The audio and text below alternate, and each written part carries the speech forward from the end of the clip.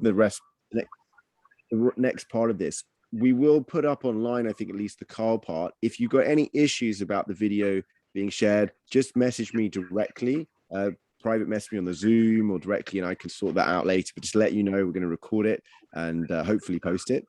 First of all, so who am I? I'm Rufus. Welcome, everyone. Thank you so much for coming and being here this evening. I'm one of the co-founders of Life Itself. Charlie is what's called a Life Itself pioneer and has lived with in one of the Life Itself hubs for 6 months and various things. He didn't say that, so I'm doing his little introduction for him. If you hear stuff in the background, that's my 2-year-old son who's having a delicious supper right now downstairs. And yeah, so I'm going to come in. So one, it's just being recorded. Really welcome. We have these monthly. The schedule just today, and I want to get into it with Karl because I want to have as much time. But essentially, we're going to have a dialogue with Karl or questions from all of you. And then in the end, in about 10 minutes, just so you know, I'm readmitting Nicholas, who seems to have dropped. Basically, there's a 10-minute section where we might give some updates about Life Itself. And also, we'd love to have other updates. One of the ideas of this is people might say, oh, I'm working on Project X, or I want support on Y. That's a really open space for that in the last kind of 10 minutes or so. You can post things in the chat, of course. And, it's okay. So it's an okay space to share your things. If you've got something you're up to, it's okay. We're not going to think you're being spammy if you share about some seminar or something you're doing, or even something you're interested in. That's okay. And so without more ado, I want to come to our special guest, Karl, who, thank you so much for joining us today. Karl, I'm not going to recap too much his bio, which was in the outrun, because I'm sure he's going to share. But Karl really has been, he's very modest. One of the things about Karl is a very modest person in my experience now, but really has been quite an incredible experience over the last 20 or so years in intentional communities. I mean, he's helped found several. He's contributed to several major ones. He's been involved in I don't know quite what I'm getting a message about someone's PCR test. Sorry. Someone was asking me why I was. No, that's okay. Let me not take us off topic. Let me come to Karl. But anyway, that was maybe that's maybe you can share those kind of things in the chat too.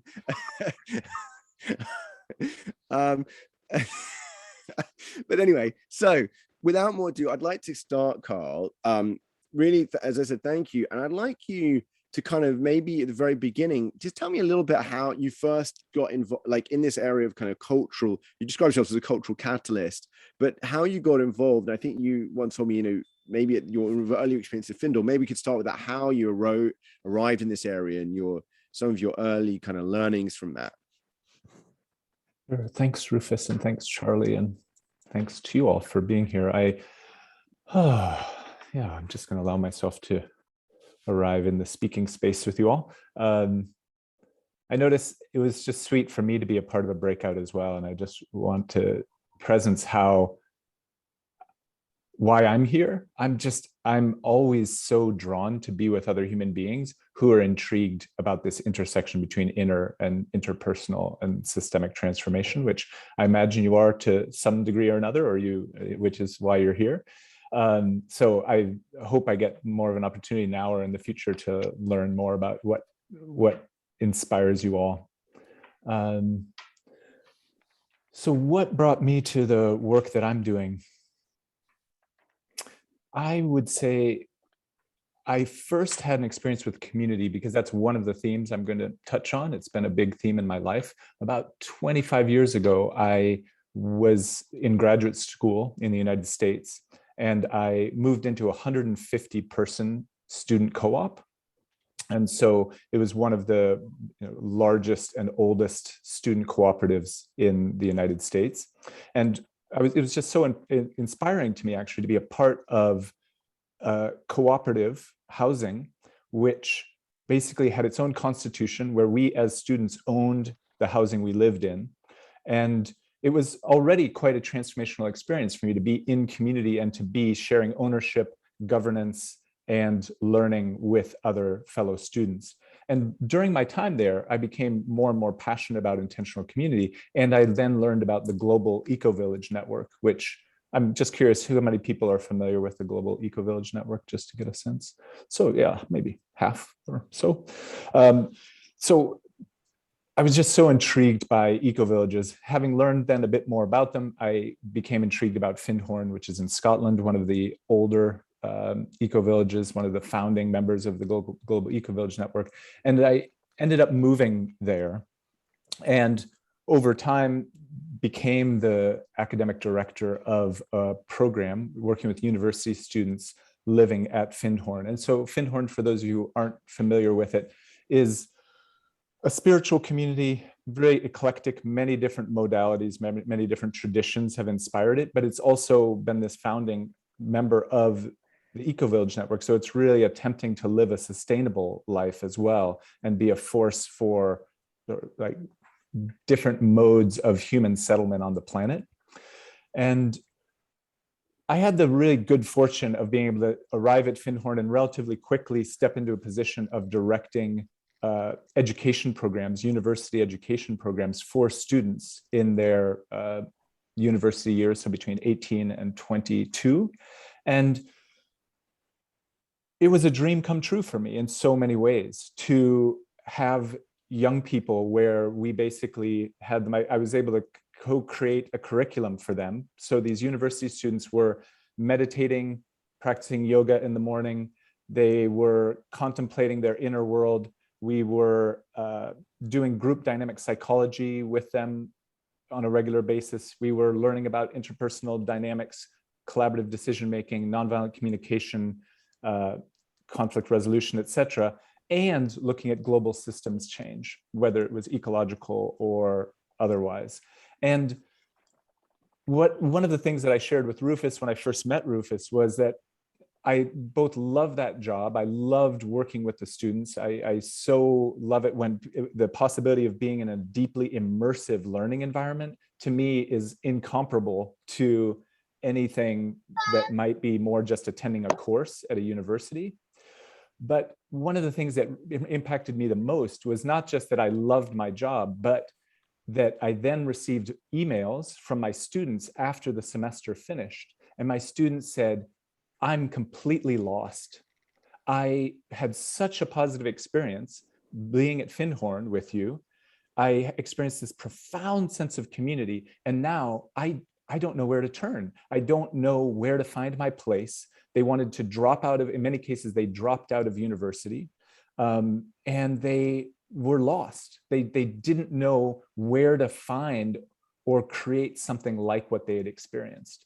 And that in some ways broke my heart. It made me, in some ways, it also propelled me out of Findhorn because it made me realize how is it possible that we give students this amazing experience and then they don't have somewhere else to land? They don't have more of a sense of the tools needed to create the new culture. And so it led me then to return back to the United States, where I'd lived much of my life, and to really begin helping create conscious communities of various kinds. And I'm not going to go over my whole bio, but just to say my work, and then we can sort of see if there are kind of particular questions, or I can just share more broadly. I've worked not only with intentional communities and eco-villages, but with corporations, with intentional communities of various kinds, with nonprofit organizations, with families, with individuals. And what I've found in all these different settings is that over time, I've begun sharing some of the same essential practices and tools for personal, interpersonal, and systemic transformation in all of these settings. So whether it's a Silicon Valley tech company, or whether it's a small cooperative intentional community, some of the basic same tools of self-connection, presence, authentic expression, empathic listening, conflict mediation, collaborative decision-making, those same basic tools, which I'm guessing that you all are familiar with to varying degrees, if not deeply immersed in. And so that's really led me to develop a curriculum of sorts. I'm going to very briefly show some slides. I don't want to make this a big visual presentation, but to give you a little bit of context of what I've been sort of synthesizing over time, I'll just share these few slides here. Let's see here. So I'm interested in this particular intersection, and I've founded a network called the Cultural Catalyst Network, where we look at this intersection between personal or inner transformation, interpersonal or community transformation, or world and systemic transformation. This is not an exhaustive list, but just to give a sense of what I mean by personal or inner transformation, looking at human development and transformational learning as a pathway and looking at those developmental pathways, whether it's Robert Keegan's work, Ken Wilber's work, Lovinger's work, Suzanne Cook-Greuter, others, life purpose and vocation, therapy and pure counseling, meditation and mindfulness, nature and wilderness awareness, physical movement and play. So these are some of the sort of topic areas that I've been developing curriculum around at this personal level. And then looking at the interpersonal, leadership and facilitation, power and privilege, collaborative decision-making, restorative justice and conflict transformation, which is a big area of my professional focus. I'll say maybe a bit more about that if it's relevant. Co-creating conscious community, conscious communication and relating in this second area. And then finally, looking at systemic and world transformation, the great turning in the universe story, social change and activism, permaculture and eco-village design, ecology, biodiversity and climate, integral theory and whole system awareness, and life-enriching economics. So it's a lot there. Obviously, this is not a 3-day curriculum. It's really like, I mean, I've been developing a year-long version of integrating those layers, and then different sort of modular, sort of more compressed versions, and then even longer than a year version. But in the Cultural Catalyst Network and in the other work I do in different settings, depending on the interest, I'm really excited to bring together that integration of personal, interpersonal, and systemic, because I think it's what's needed. I think it's what's needed to be a 21st century change maker. I think it's what's needed to be actually a good friend, a good partner, a good teammate, a good community member. Also, how to be an effective servant leader in the world. I think it serves to have some degree of not just intellectual familiarity with these things, but some embodied ability to navigate with these toolkits. So that's a lot of what I'm excited about. And why I'm drawn to and curious about life itself and what life itself is up to is anytime there are people who are not just interested in this inner and outer transformational work, but also this idea of living in community, doing this work in person. Because from my experience with a variety of different spiritual communities, a variety of different social change communities, is that many people can talk the talk about like, yeah, we're doing conscious work, or we believe in transparency, we believe in authenticity, we believe in self-responsibility or feedback, etc. And yet when the rubber hits the road, this is not easy stuff, in my opinion. I'd love to hear if any of you think it's easy and it's figured out, because I don't want to claim that I have the answers or that I've sort of transcended in having figured out how to do all these things. But I have, I think, learned something painfully through experimentation. And I'm really intrigued, and I do feel hopeful about what is possible in terms of actually creating conscious, interdependent community. But I don't think it's easy work, but I do think there are some key principles that help make it more possible. And that's actually led me, I won't go on and on, I'd like to sort of have this be interactive more, but just that's led me ultimately to look more and more at the foundational work at a personal level, at what I would call like a therapeutic level, to things like internal family systems therapy, which I am quite involved with now.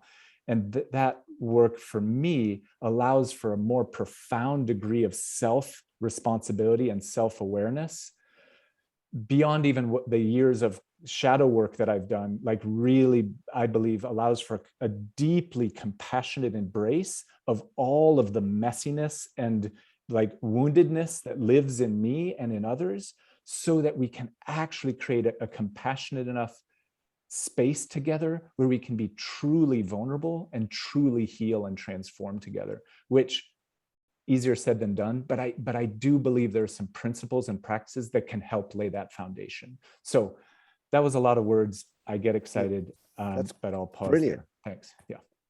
Well, no, I mean, if you want to end, I mean, so just take a breath, and it's yeah, I love the passion. I mean, it's like why we I mean, just to and so one of the things, I guess, just to recap a thing, I think, because I think this is very also important. I think there are several things to bring out from what you just said we could just explore a bit more. And just to say, I feel I didn't want to schedule a 4-hour session, but I felt that we could easily, with Karl, spend several hours on these topics. But we're gonna, today it's going to be a taster, as it were. One thing I think you said, which was fascinating, was that, and I think it's something that it's that even at Findhorn, which was people came for a semester, one of the things that really touched you at the time was that people had this incredible experience. It was often quite transformative, but then they kind of went back. They went back to often university in the United States or wherever it was, and you get these kind of heart-rending letters of saying, kind of like, I got this taste of sort of a different way, and a weller way, and a wiser way, but now I don't, how will I get a job, or no one else is interested in meditation, or so I think that's one really important question that I don't think we have to explore so much this evening, but I think is interesting, is kind of if we create transformative spaces, like how do we also then kind of create the ecosystem around it that sustains? I think that's what are the jobs that we can go and then do? Where are the jobs boards? Where do we find other people to go live with? There are some of these things, and you've talked about it, I think, being like when I've talked to you before, like I think you had a very good, we kind of want off ramps from the old system, but we also need on ramps to the new ones, and they really do need to be off and on ramps. That's one point. I think, though, I want to talk today, which then you were secondly saying, is this kind of the inner work and the principles. So maybe you could say a little bit, I mean, maybe even I'd love it if you had some anecdotes from your experience, because this is where I understand it. Not only of you obviously worked for 5 years at Findhorn, and this, just to be clear to everyone, I think was in the early 2000s you were at Findhorn. So 2000, I think, or something, 2005 or something like that, is that right? Yeah. What are your lessons? I mean, just if they could maybe be also any examples that illustrated them, from which kind of brought you to this point, because I know you've then helped found other intentional communities over the last 10 or 15 years. And then if you answer that question, I've got another one after that, which will come more to the principles and so on, maybe themselves. Sure. I mean, the number one thing that comes to mind for me has to do, in a sense, with conflict, because, and I admit I'm a bit biased because my professional focus is on conflict resolution, but there's a reason why I ended up focusing on conflict resolution, having been an activist and a community builder, is that community conflict tends to be the thing that takes down or causes complete breakdown of so many communities, movements, etc., or cripples them and causes a great degree of leakage of energy. Just to say, Karl, what you're saying is not just conflict, but unresolved conflict. Well said, absolutely. Because conflict is a natural and healthy part of any community. And I think that's part of actually helping people realize that it's possible to work with conflict in conscious ways that actually allows conflict to be generative and a positive thing. I mean, again, this may be second nature to you all, or some of you, but for many people, conflict is something to avoid, and people are conflict averse. And the reason why people are typically conflict averse is because they haven't had positive experiences of moving through conflict and getting to the other side successfully. And if you haven't had positive experiences, whether it's in your family, whether it's in your job, whether it's in your relationship, if you haven't experienced conflict going well, you're going to sweep it under the rug, avoid it, suppress, or find some way to skate on top of it. And so again, because I see this so often to be the case, and I'm not going to name names per se, but I've been a part of a pretty significant sort of integrally informed spiritual community, Sangha, in the last 10 years. And it's one that the teacher is highly respected. I have a lot of respect for his personal evolution and the sort of teachings that he's delivering. And at the same time, once I experienced conflict springing up in the community, I experienced suppression, I experienced a lack of transparency, I experienced power over dynamics happening, and a denial of what was happening. And sadly, that's not something that is an isolated incident. It's something I've seen, experienced firsthand, or heard about in many, many communities. And I don't mean to make this teacher wrong, because again, I think we need new models that aren't just about personal development alone, like one line of development, maybe my own sort of spiritual practice or meditation practice alone, I don't think gets us there. We also need to have systems where there's safety for vulnerability, where there's actual like both training in and a culture that supports empathy, where it's actually possible for people to bring up uncomfortable truths and have those somehow welcomed into the space. And again, I could go into more detail about what that looks like, but that is a lot of where my experimentation has gone in the last 20 years is it, for example, and I'll give an anecdote here specifically as well, is a community that I founded in Seattle. What we ended up doing is we developed what I call a restorative system for dealing with conflict. And we got comfortable enough with navigating interpersonal conflict in our community that we began opening up a monthly space to the public where we would resolve our conflicts in a fishbowl fashion with people from the public sitting in our living room and just watching us deal with conflict. And what was so moving to me was to hear people at the end just, I mean, often in tears, just saying they didn't know it was possible for conflict to be explored in that way. And you know, some of my housemates were a bit on edge about the practice, but we were all doing it by choice. But it also was a profound practice for us to choose whether or not we were willing to sit in public and name, like, oh my God, I said that to that person. Because I was actually almost always one of the people in the conflict in some way, shape, or form, because I was one of the founders. So it was not unusual. And but to hear people say that they did completely flipped their notion of how a community might navigate conflict. So that's just one little bits of anecdote.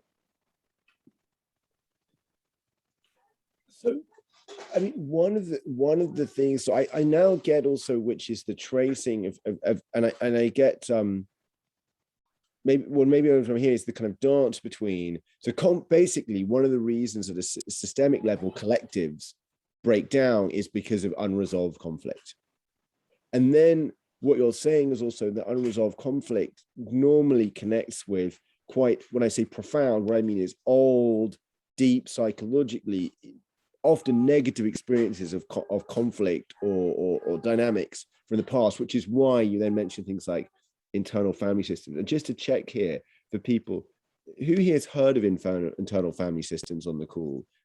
You may or may not have. It doesn't matter, but it's just one. It's actually quite a well-known therapeutic method. So maybe, do you have any examples of, like, you gave an example already just there of a practice, but have you seen examples where it's kind of going wonderful? We have somebody who's just joined us, where it's kind of gone well, what you've learned, which is, and that's one example of like doing the internal family system work, but where that work and you see how it transforms or it made a difference to something in the kind of in how a collective or a community functioned, whether it's in a company or an intentional community. And also just welcome Eleanor, who I think has just joined us. We're just don't worry, but just listening, we're in the flow. Yeah, so do you have any other examples of, and maybe then also illustrating the principles you mentioned you've started to learn certain principles or practices? Yeah. Sure. So two things come to mind for me. One is this idea of, which I'm going to borrow the term from Richard Bartlett from Inspiral, which is micro-solidarity. He wrote a piece on micro-solidarity, which if you haven't read, I recommend.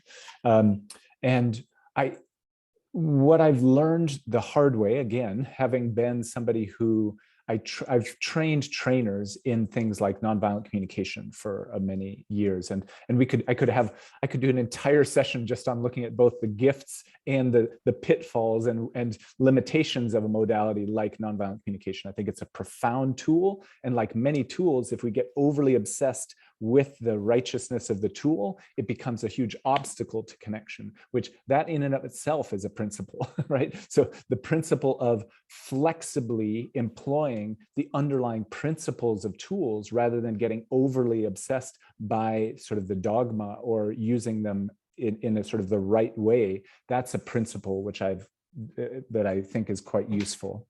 But going back to what Rich says about micro-solidarity is, in training people to be, for example, nonviolent communication trainers, I could spend 5-10 years helping them integrate a certain amount of competency in, let's say, self-responsibility, in authentic self-expression, in empathic listening, in mediation skills, etc. However, what I found is that over time, if people weren't in a community of practice regularly keeping those skills alive and in interpersonal relationships where you're giving and receiving feedback and expressing honesty with each other and like receiving empathy from each other, and in that kind of sort of interdependent, intimate relationship where we can grow and learn from rubbing up against each other at a personal level, if they weren't in that kind of a community of practice, I found that their skills didn't necessarily continue to be at the level that I would want them to be. They didn't have enough support and they didn't have enough accountability to maintain really what was needed. And so that and other such experiences has led me to really believe in the need for people to have what I call pods, or like little micro communities of practice where people are leaning in for support, for practice, etc., on a regular basis. I'd say ideally on a weekly basis. And so that's one of the things, for example, that we do with Cultural Catalyst Network. And I'm not saying we're the only ones who do this. I'm sure many other people do it as well. But what we have is we have pods of 3 to 5 people who are invited to meet on a weekly basis. And we do a few things in those pods. One is we practice inner work together, a sort of basic form of internal family systems therapy, although not everybody's a therapist, but just like we basically practice speaking for our parts. In other words, speaking about our inner landscape in a self-responsible, conscious way. So we practice that work in dyads on a regular basis. And then every 3 months, we do a conscious feedback process where people reflect on how do I experience myself showing up in this community? What do I think I'm contributing? And where do I see that maybe I'm showing up in ways that may negatively impact other people? The fact that the person self-reflects first is an important design principle as well. Rather than me calling somebody else out, I'm calling myself out, compassion. Like I'm basically ideally self-reflecting and sharing openly about where I struggle and where I think I contribute. And then there's an invitation for the other people in my pod to give me reflection on whether they think I'm on track in terms of my self-awareness.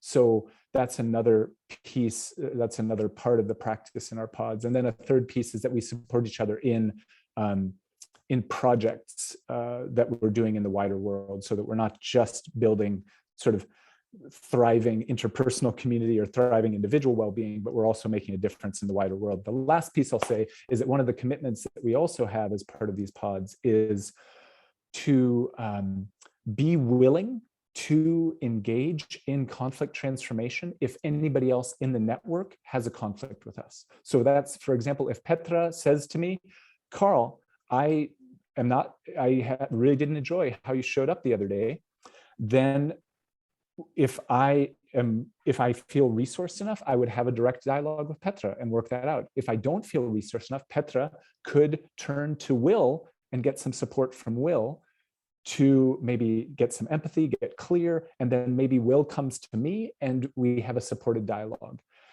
We actually have a whole menu of different options for dealing with conflict. But again, the idea being that there's support for dealing with conflict and an expectation that if conflict arises, that we will be willing to engage it. So those are some, again, I could go on and on about some of these things, so I'm going to pause, but yeah. I think a crucial thing, so the thing that I often find, how do I put it? It's like many tech, like everything you said is amazing, Karl. And I think sometimes often the $64,000 question, I mean, now it should probably be a $64 million question. But the really big question I often find, it's like, I don't know if people know this, the technique getting things done. There are many techniques in life. And often the question you're left with at the end of it is like, but the will to implement. So one of the intriguing questions, so the thing I've seen, for example, you describe in other, for example, life itself, we often do a practice called beginning anew that's sort of taken from Plum Village. There's the idea of, we had families at life itself, which is similar to pods. What I'm fascinated by, though, is what often tends to make them work is just two things you mentioned. So though I think one is people showing up, like for a pod to work, people need to keep coming. And often they work over time. What the other one is the willingness to deal with the conflict resolution. Like normally the moment it goes wrong is when, like you just described one way where like maybe someone doesn't feel resourced enough and they can go to someone else. But for that not to turn into like gossiping or something, you know, like I guess the intriguing question for me is what often people kind of know what to do, but they don't, like, what is it that leads to the sort of will? It's like with getting things done, you know that you should do your, like, every day you should kind of clear out your inbox and every day you should do this, but maintaining that, you know, it's like going to the gym every day. What have you seen the thing that's kind of like leads, what is it that kind of leads to the groups that where they kind of do the work there, which then leads kind of, there's a positive feedback, then we all feel good, it keeps going, whereas often, and just to be concrete, I can give an example from my own experience in life itself hubs, is that often what goes wrong is things are great. There's even like we're dealing with conflict. There's a beginning anew. And at some point, people sort of get tired for whatever reason. Maybe it's even you've done something really great. And then it's like, there's just a period where it's like, we don't really need to have the weekly meeting this week. You know, we don't really need to have the sharing this week. You know, we're all good. And of course, the problem is when you don't do it when things are good, the moment then you call for like the sharing meeting, everyone's like, oh my God, what happened? You know, it's like, and so I guess the intriguing question for me is that kind of the thing that maintains that healthy community and the capacity. What have you seen in the groups where that's sort of been maintained and where that hasn't, you know, or what? Yeah. Sorry to come in as well, Karl. A great question, Rufus. Also, just coming to time. We are coming to time on questions. Also, if other people have reflections. I'm about to ask Sen. Sen is the one person who's put her hand up, so I'm coming to you, Sen, in 1 second. Yeah. Go ahead, Karl. Sorry to interrupt you. No worries. Thanks. I'll just try to give a really brief response to a really big question. But what comes to me is that we're invested in something larger than ourselves. Like we need to have something that we care about together. Like if we don't have something that we care about together, then it's hard to have that glue, right? So whether it's, I mean, this is sort of a joke, but I mean, one of the groups we always kept talking about, oh, we should build a doghouse together, just so that we actually like have a building project, you know, that we actually have something tangible that we're invested in together. But again, whether it's a physical location, living in community, and you're invested in it in some way, financially or otherwise, or whether it's you're working on a project together, etc. So having that, admittedly though, even so, one of the things that for me creates that investment is building enough of a really true intimate space. And by intimacy, obviously, I could say a lot more about it, but to create enough of a sense of emotional safety with each other, and enough a sense of like, wow, Nicholas sees me and I see Nicholas and I feel deeply met. And Sen, oh wow, it's like I know your life story and you know mine, that we've shared empathy in deep levels of our life journey, that to me becomes a glue. And that does take a certain amount of vulnerability that we get, because I know people who've lived together for years who don't have that degree of intimacy. But I think it's actually possible to develop that degree of intimacy in a remarkably short period of time if the container supports it. And so when we actually have that degree of being seen and known by each other, I think that creates a glue that matters. Now, the last piece, and again, this is just that having actually some of the tools to engage conflict, that to me makes it much more likely people are going to be willing to deal with it when times get tough. If people have no clue, they don't either have the personal skills and or the collective support to engage conflict, I agree. People are going to run as soon as things get tough. So yeah, I mean, that's an oversimplification, but yeah. So thank you, guys. That was brilliant. And I'm going to come, Sen. I believe you had your question, and anyone else, just put your hand up in the chat, or if you just, so I can get a cue if there are people with questions. But over to you, Sen, for a moment. Thank you, and thanks for putting this group together, and thank you for being here, Karl. I'm Sen. I live in the Berlin hub. It's been over a year that I've been here, and one of the questions that recurs for me is, how do we know when we have a culture? How do we know that everyone has enough of the same idea of what this culture is for it to actually be real and not simply a projection of what everyone wants the thing to be in their heads? And then when it comes to actually executing, it seems like actually the ideas are quite perpendicular to each other. I mean, it's a great question. I wish I had an answer to it. I mean, I'll attempt an answer, but I love the question. It depends. Like on some level, I would say it's by trial and error that I discover whether we have enough of a culture to navigate those kinds of hardships. So in a sense, it goes a little bit to what Rufus's question in my mind, which is, what happens when a real conflict emerges? Like when, for example, a conflict with a founding member arises, for example, with somebody maybe with high rank status in a group and somebody with less rank status in the group have a conflict. How does that get navigated? That tells me a lot, whether or not a community can navigate that, which to me has a lot to do with the person who has perhaps more what I'm going to call rank in a system, their ability to take in critical feedback.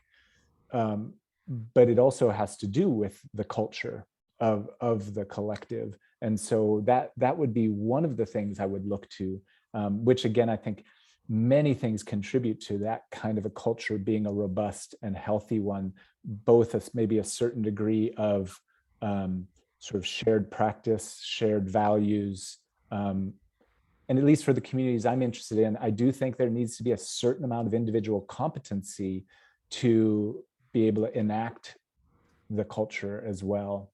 So in a sense, like if you're, thinking about the 4 quadrants, like there's a little bit of the inner and the outer on the individual and collective levels. So that's, again, I can't claim to have the answer, but those are just some reflections on your question. Yeah, thank you. And maybe just to tack on a follow-up question, which is, it's also related to culture, which is how, in your experience, when there are people who are coming in and out of a community, there's a certain level of turnover, how does that affect the center of gravity in a culture, whatever that culture is? Yeah. Again, such a great question. And I mean, all I can say is just like some of the ways that we've been, again, I've been a part of very many different communities of different scales as well. I've lived in communities with thousands of people. I've lived in communities with 10 people, right? And everything in between. And so one of the things is to be clear on our levels of membership and what it takes, what are the membership conditions to move to different levels of involvement, and to have rights and responsibilities correlate to that level of involvement. So in other words, there needs to be a certain amount of both time investment perhaps or commitment to maybe move to a certain circle of decision-making authority within a group, for example. That's one of the sort of design principles that I think of. And it doesn't mean that we exclude the input from people who haven't been there as long, but there is sort of a recognition that there's a certain investment that comes, that predicates having a certain amount of decision-making weight in the community, if that makes sense. Yeah, thank you. Yeah, thanks. Again, we could talk a lot longer about it, but thanks for the question. I'm about just to come to Ilya, but just because of time, because we might run a tiny bit over seeing the questions. I just want to mention one thing. I'm going to share my screen, I hope, just because I meant to mention that. I mentioned it briefly in the chat, but just for people who are intrigued by Karl, Karl is leading on January the 4th to February the 4th. There will be a residency at Life Itself Practice Hub in Bergerac that Karl is basically co-leading, and particularly the week. There is both the month, but there is a week workshop that is intensive at the beginning, that will run from around the 4th to the 9th of January, and which is going to be basically Karl is leading. I will be apprenticing Karl, and maybe there'll be other people who will also be learning and supporting from Karl. But this is basically a distillation of his 20 years into a kind of week of the practices, a demonstration as well. We also are very excited about the month because it will be a chance to also kind of practice the practices in a real life kind of collective environment. But there is both the residency and the workshop. You can register for the residency includes the workshop. But if you're interested, you can apply now. It's just open for booking. Just to mention that, I'll paste the link again in the chat. But yeah, I mean, it would be really exciting. As I said, Karl has been distilling this work for like years, and basically that workshop will be a chance to really experience that firsthand. And then there'll be the further residency where we're going to work up. The general topic is how do you design the kind of spaces, how do you design cultures of this kind. But I just wanted to mention that before I come to Ilya's question, and I will again put the link in the chat. Ilya, is it, yeah, just to check, Charlie. Yeah, just coming in quickly, guys. I know that we set the time to 6 p.m. I want to respect Karl's time and all of yours as well. I sense there's more questions and people might want to ask more. So I just want to check in, how is everybody, and you as well, Karl, if we go an extra 5-10 minutes. Obviously, guys, you're welcome to drop off as well. But yeah, he's very generous to get this guy. So yeah, passing on to Ilya. Yeah, thank you so far, Karl, for all your interesting input. I want to tack on to Sen's question actually about like understanding when there's a culture and kind of the notion of holding that culture and holding the field that is created between the people, which I guess is one way how you could describe a culture or a context that you're creating. I'm curious about your very practical experience in actual communities that you started or you've been. What does it take, even in kind of like terms of maybe how many people or what kind of what kind of base does it take to hold a culture which can then possibly be kind of shared with people who come into the community or go through the community? Mm-hmm. Yeah, thanks, Ilya, for the question. What popped into my mind when you asked the question is this song that we used to sing at Findhorn, and I'm sure it's still sung at Findhorn. I just haven't lived there in a while. And I think it's actually based on a Christian song. So I think the song came from another context. But the song at Findhorn was, when two or more are gathered together in thy name. And so it's this idea of like, that it only takes two, in other words, like that really, to me, it depends a bit on the scale of what we're trying to undertake together. But I mean, I have experienced a pretty profound culture with 4 or 5 people in a house together. Again, depending on how we define culture, I have experienced it such that people coming to visit that house have been like, whoa, like, what's so cool what you're doing here? You know, it's like by just coming over for dinner or staying for a night or so. So I don't think it is necessarily so much about how many people, but of course, sure, a group of 4 or 5 people can't accomplish as much as a group of 20, 30, 50, 100. So I think, but I do think that we can, with enough intentionality, with enough of a sense of that, the intimacy I was talking about, the shared practice I was talking about, I do think that it's quite possible to resonate deeply from just a few people. And that's one of the things that I'm really intrigued about and that I've been enjoying experimenting is how can we, even in just a few days together, begin to establish that kind of quality of intimacy, authenticity, empathy, and interdependence, where people are just like, whoa, I want this everywhere. Like, I want this in every relationship I have. And I've never felt it before in a group like this. Like, I think it's possible. And I think it's actually possible to create that in a relatively short period of time. I mean, sustaining it over time, I think it does take practice and commitment and some of the other things we talked about. So that's what comes to me. I hope it speaks somewhat to your question. Yeah, thank you. Very a small one. What do you think for a community between 10, 15 people? How many people would you recommend you have as a base there? You mean in terms of people who are more kind of consistently there anchoring the community and the culture? Yes.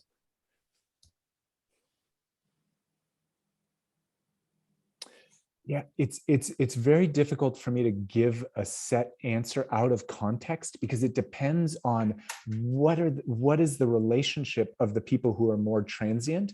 You know, how committed are they to the same kind of culture, or how well versed are they with it? How quick is the transition? All of those things make a difference. So it's a bit difficult for me to be too specific. In some instances, you would need 10 out of the 12, right? Like you would need and in some instances, maybe you only need 3 who really are anchoring. So it really, I don't know that I have like a numerical answer to that. Yeah, that's perfectly fine. It's interesting to just hear your thoughts kind of and where they wander about it. Thank you. Yeah, thanks, Ilya. Nicholas, I think you've got your hand up. Very much welcome. And yeah, over to you. The mic is over to you. Hi. I have a question, which is, Karl, from all your experience, if you see a conflict emerging, what are the features of it that make you think, this one's going to be a hard one? This, you see a conflict emerging, and you can see that it's going to take. It's going to be dangerous or difficult or take a long time to resolve. Is it, politics or romantic things or things from people's childhood, or is it nothing like that at all? Yeah, it's a great question. I deal so much with conflict that I think I'm in a little bit in the domain of I have to really kind of consciously think about how I do some of these pieces, but it's because it's a great question. I just haven't been asked before. And I mean, what comes to me is that I think that there are cues that we get from the field that suggest to me, oh, people are contracting around this conflict rather than responding to it. And that there's something in people's nervous systems that are freezing up rather than sort of opening in relation to the conflict. So it could be a minor thing. It could be the dishes not being washed. And that could be a hugely explosive conflict actually at some point, because it's rarely just about the dishes. What seems to be about the dishes actually has to do with allocation of resources, has to do with gender dynamics, has to do with power and privilege, etc. So the seeming topic of the conflict is not so relevant to me, but particularly how are people in leadership, and by leadership I don't mean necessarily official leadership, but people who have more rank in the system, how are they responding to that conflict? Are they doing this energetically or literally? Are they kind of like, are they literally doing this, like pushing it away? Or are they getting curious about it? Like, those are the things that, again, what might seem to be a minor conflict could become really explosive if there isn't a way for that pain, whatever the pain is at the root of that conflict, for that pain to be able to flower and be integrated. Because conflict is a generative, beautiful thing when it's received,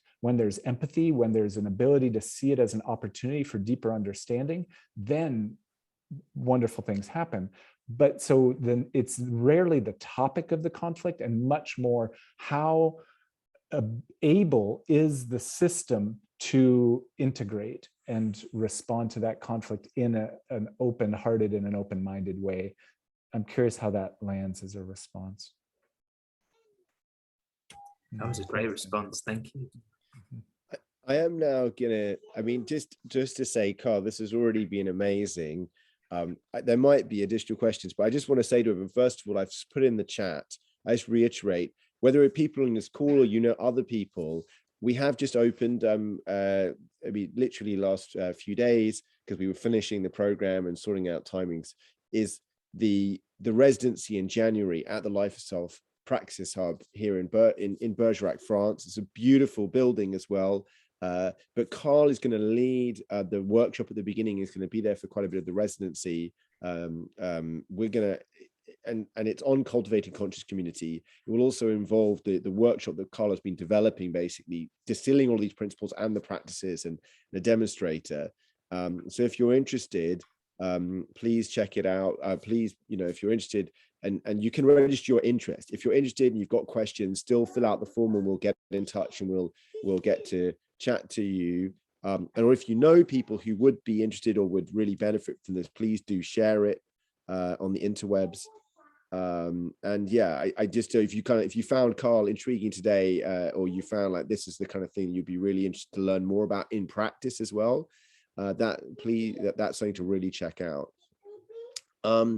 I do want to, what I'm going to do is give a moment, I would like to just go around, if any, like very quickly, and not everyone has to say something, but we've just at this point, I will let, if people have got additional questions and Karl is willing to take them, we'll take them after, but I want to give people a real chance to properly check out. And just maybe what I'm going to do is kind of like, I'm going to give everyone 10 words, as it were, as we go around, what they'd like to say they were taking from this session. And I'm just going to go round from people. I would also, and I would I'm going to start, I'm just going to pick on my screen. I'm going to start, I'm just going to round on my order in my screen. I'm going to start with Will. So in 10 words or less, how would you like to say you're checking out from today's session and what you got? Thanks, Rufus. Yeah, and thanks, Karl. It's been really, really interesting. I'd say it's to do with reframing how I'm looking at conflict, and seeing it as a sort of creative power. Yeah, thank you. Thank you. Okay, next I've got my screen, I've got Christina. Hello, thank you so much for the session. It's my first time meeting all of you, so very exciting. I would say I feel very hopeful, and I also feel ready to practice. Great. Next, Torga, I've got on my screen. Torga. Yes. For me, the big bomb is conflicts, and there seems to be a guy who's have some experience with that. Very curious to learn more about this in detail. Great. Then I've got Nicholas.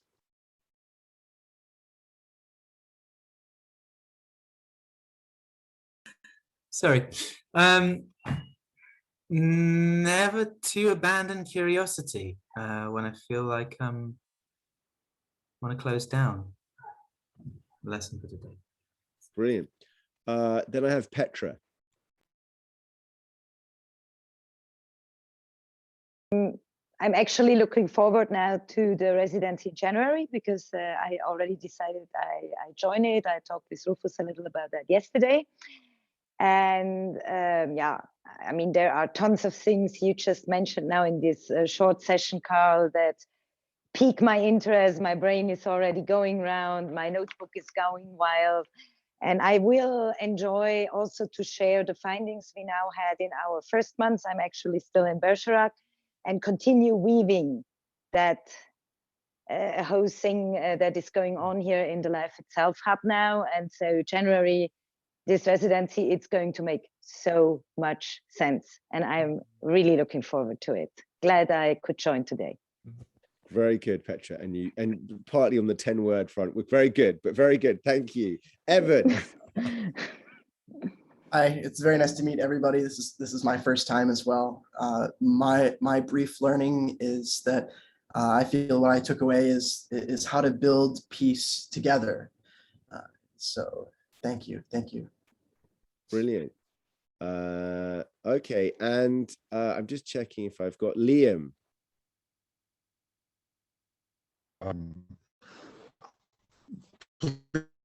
Pleased to meet Liam,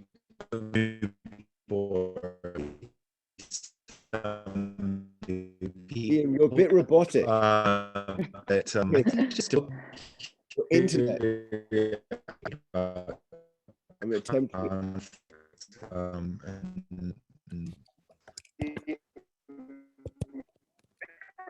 Maybe we let Liam. We'll come back to Liam. Just for 1 second then, I'm going to say Sen. I think for me, it's a reinforcement of the importance of awareness of structural dynamics on the progression of a community. Very, very thoughtful. Okay, Ilya, and then Charlie. Yeah, thank you, Karl. Thank you, everybody. My 10 words would be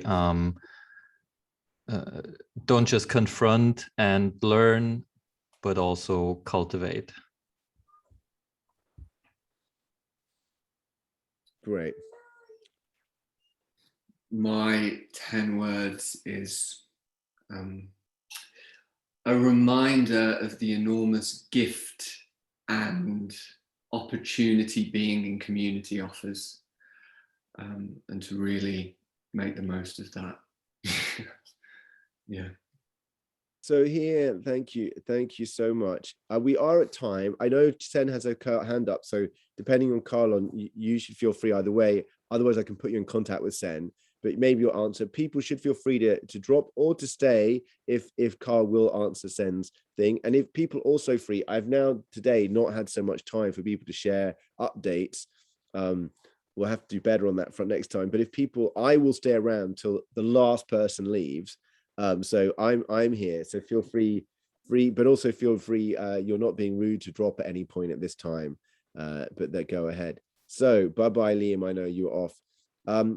Sen and look, Karl, just do feel free as well. I'm going to try and not say much more minutes, but I know.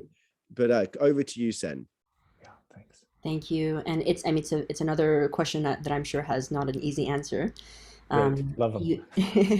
You mentioned power, privilege. These are things that I think a lot about in community and kind of social dynamic. What do you think are the important kinds of power to be aware of, power and privilege in a community? What are the ones that when we're not aware of them, they really trip us up?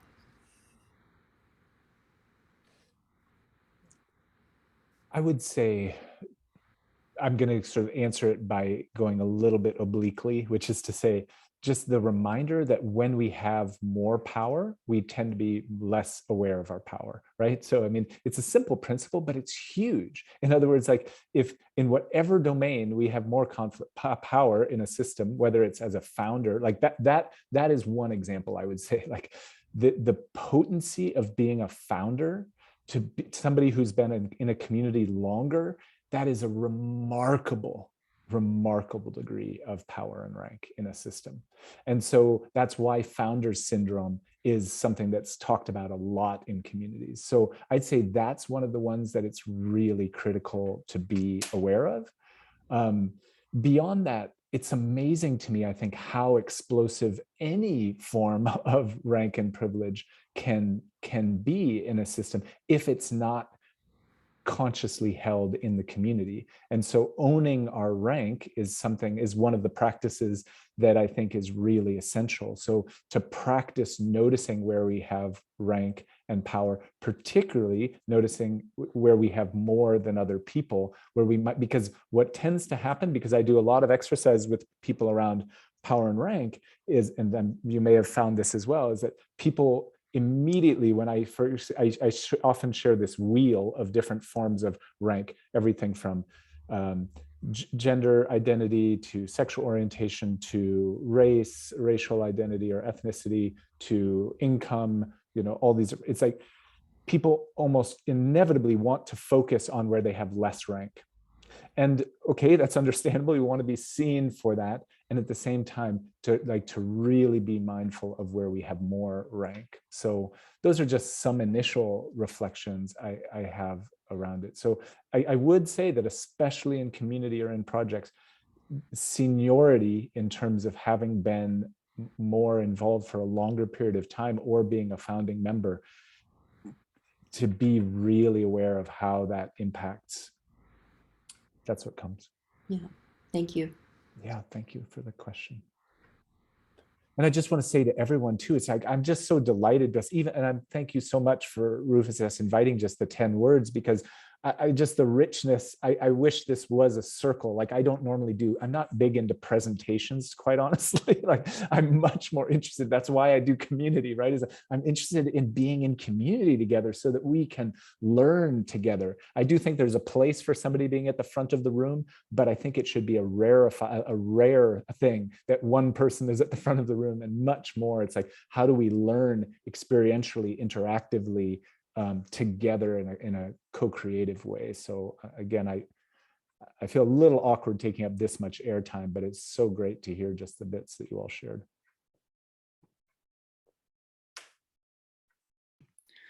Yeah, it's really great to hear from you, Karl. Thank you for sharing that.